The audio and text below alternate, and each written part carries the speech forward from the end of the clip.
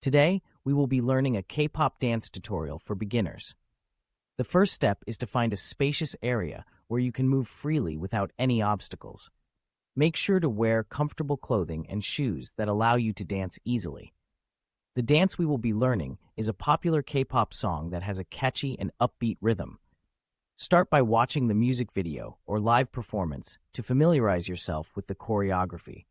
Pay attention to the movements of the dancers and try to mimic their steps.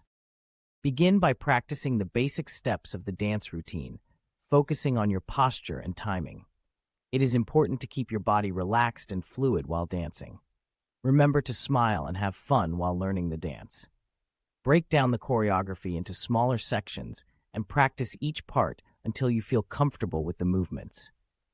Take your time and don't rush through the steps.